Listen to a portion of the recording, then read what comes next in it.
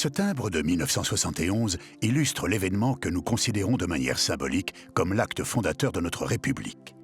Mais lorsque le jour se lève ce matin du 14 juillet 1789, rien ne laisse présager de la tournure historique qu'allait prendre cette journée. Toute la nuit, dans Paris, une rumeur a circulé. Louis XVI va envoyer sa garde. Une foule inquiète se regroupe alors devant les Invalides et réclame les 32 000 fusils s'y trouvant.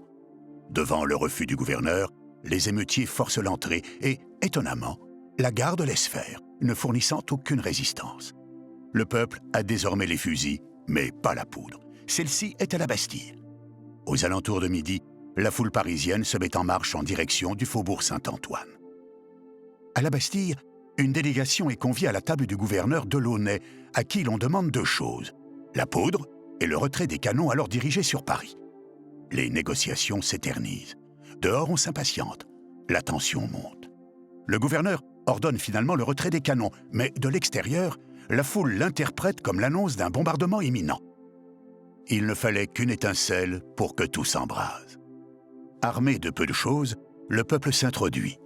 En 2 heures, la citadelle construite sous Charles VII, transformée en prison d'État sous Richelieu, réputée imprenable, est finalement tombée, et avec elle, le symbole du pouvoir arbitraire monarchique.